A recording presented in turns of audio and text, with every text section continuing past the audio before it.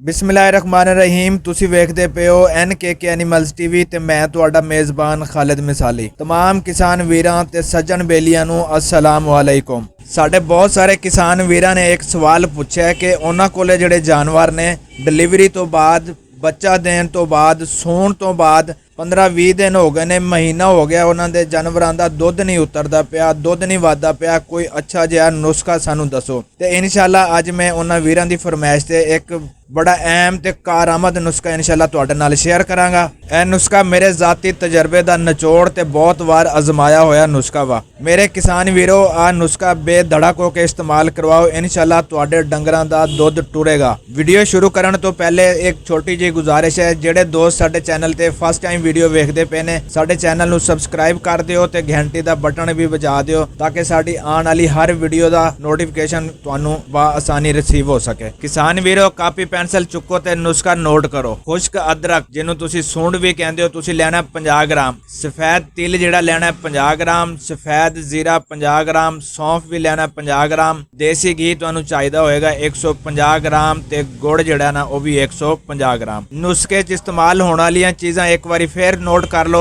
खुश्क अदरक जिन्हों सूंड कहा जाता है तुसी 50 ग्राम इस्तेमाल करोगे, सफेद तिल 50 ग्राम, सफेद जीरा 50 ग्राम, सौंफ 50 ग्राम, देसी घी जनाब तुसी लेना 150 ग्राम ते गुड़ भी लेना 150 ग्राम। एक छोटी जी गल होर भी नोट कर लो, अगर तुसी नुस्खा मज्जां वास्ते बना रहे हो तो फिर तुसी देसी घी गावां दा इस्तेमाल करोगे। अगर तुसी ये नुस्खा गावां लई इस्तेमाल करते पे हो तो फिर देसी घी जिहड़ा है वो मज्जां दा इस्तेमाल करोगे। नुस्खा बनाने दा तरीका, देसी घी नूं छड्ड के बाकी 5 शैवां गुड़, सौंफ, सफेद जीरा, सफेद तिल, खुश्क अदरक जिन्हों सूंड कहने हैं, इन्हां नूं तुसी चंगी तरह कुट लेना है।